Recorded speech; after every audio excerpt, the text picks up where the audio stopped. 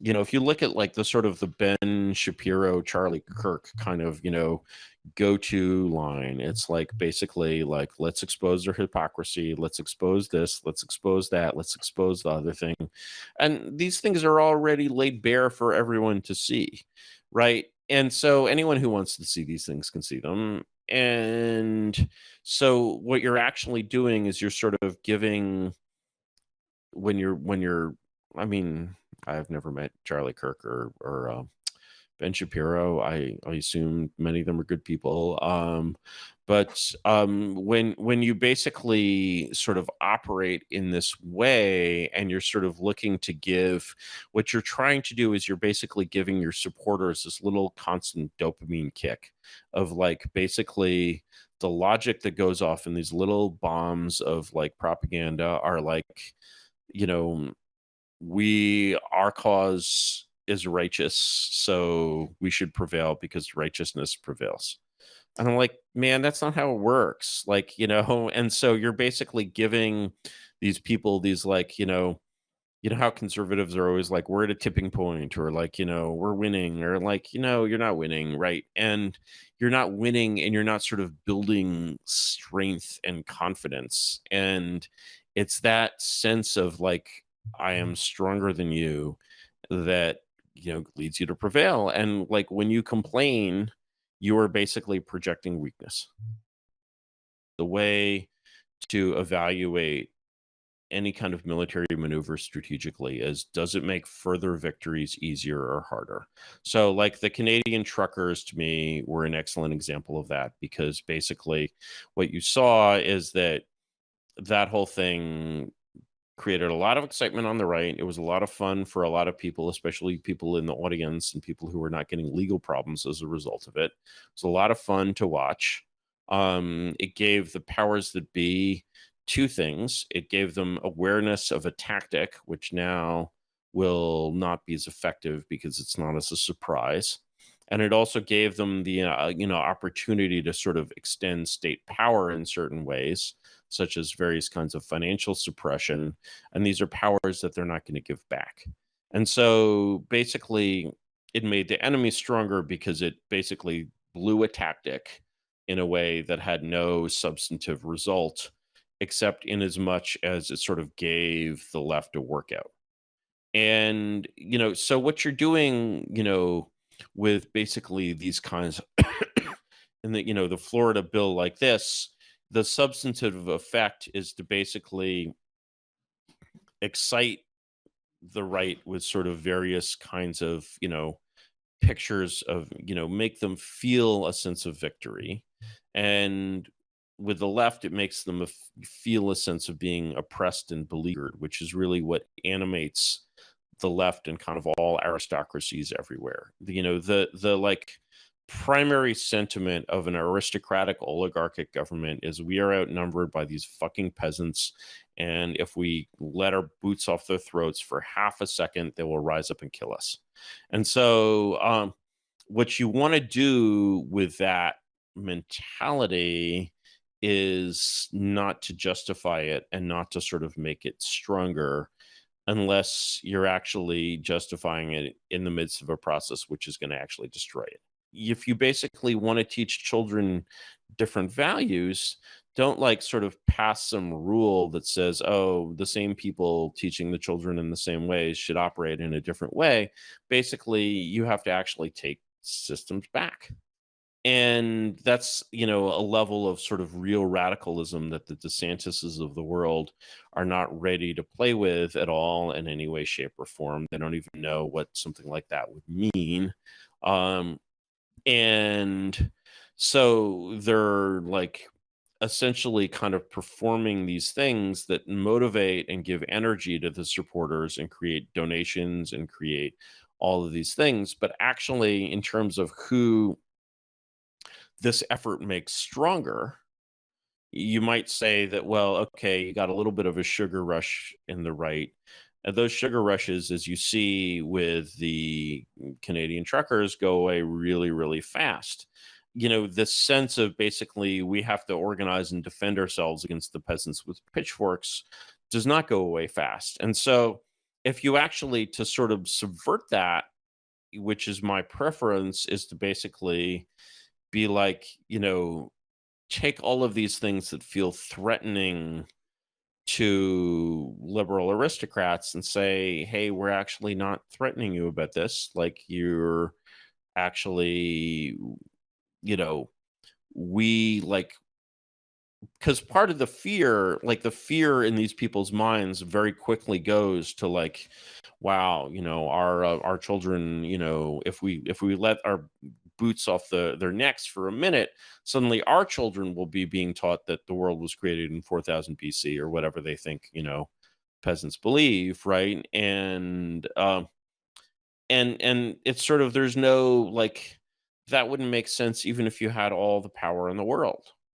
Even if you had all the power in the world, the right way to treat these people would be to treat them as this weird sect with their own beliefs that should be respected.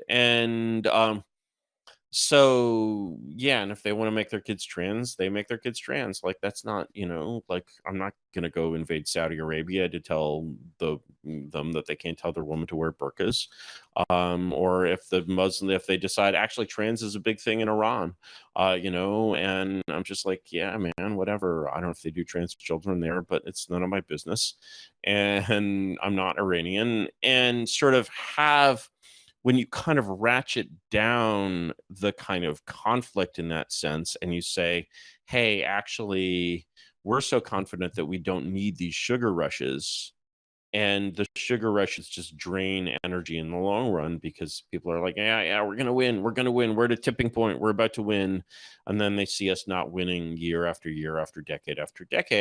It's just like they burn out. They just go grill. They cease to be involved. And so you're basically like, energizing people is good, maybe if you're energizing them for a reason, but these kinds of things basically have, you know, create lasting increases in the paranoia that fuels the left, and they only give us sugar rushes.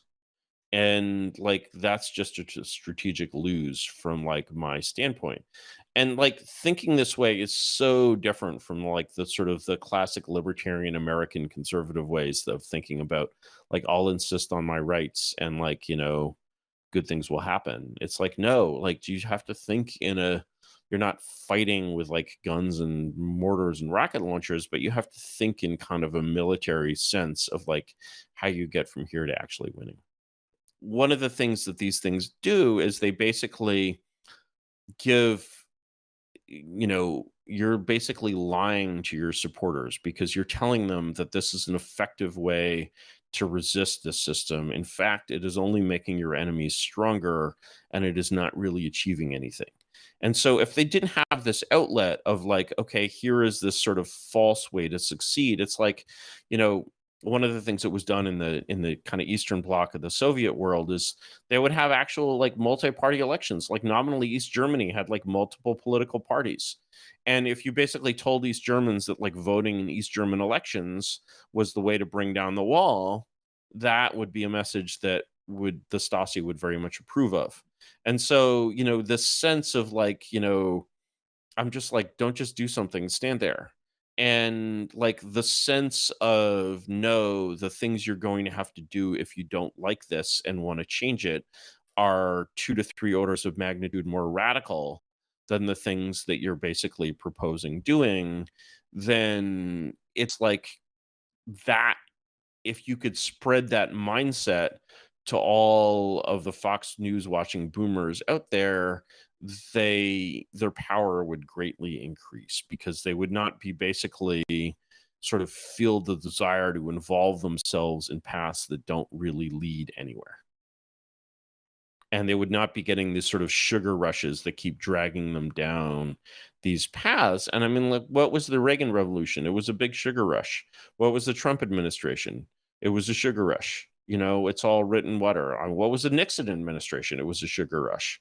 Nixon is like, oh, I'm going to speak for the silent majority. It's like, well, they spoke, and then they got their president kicked out, and then they got old and died, and they were not the majority anymore. And like, that pattern of rightism is one I'm just sick of, because I feel like when you basically engage in that, you're essentially grifting at the expense of the people that you're trying to help.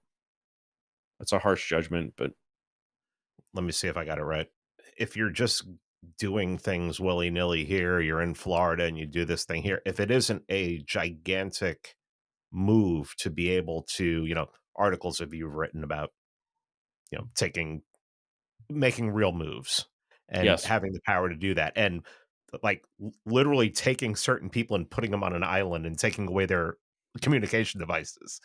You know, Yeah, I mean, unless you're ready until you're ready to do that, anything you're doing here is just giving away things that you could possibly be doing in the future on a sure. I massive mean, on a big and like scale. taking like if you're ready to basically say, okay, we are going to literally take these buildings and these public schools, which we think are, it's like basically, it's like, you know, if your view of this kind of education is that it is that objectionable to you and that wrong and that evil, it's like basically saying you have a bad, husband or a bad boyfriend, you're a battered wife, and you're just like, okay, how do I get my husband to stop beating me?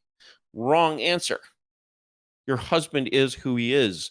You have to think about how to leave your husband, and that is a very, very different direction and a very different kind of conversation. And like the question of saying, okay, this is not how our children should be taught. How do we basically take the revenues that are expended on the system and basically let us use these revenues? The sort of the voucher movement has kind of stalled out. And the voucher movement is always a sort of like there's a weakness to it anyway, because it's like, no, actually, like we have a vision of how children should be educated. This is our vision as like Christian parents in Tampa or whatever. Like these buildings should belong to us. The employees of these buildings should be supervised by us. Like, and if you're basically like saying, okay, you are going to take these buildings and these structures and these employees and put them under completely new management that has the power to do anything with them, including fire anyone for any reason, yeah, you're asking for sort of real power. And like, this is not what is being done here. And what is being done here is instead this thing that is obviously this like, even if you think of the actual problem not as the wrong people being in charge, but as this specific issue of like, trans propaganda in the schools, that issue is a symptom of the wrong people being in charge. And so like teaching people to ask for power rather than ask for band-aids, is an essential part of like sort of being the faction of truth, because the truth is that no, only power will get you what you want.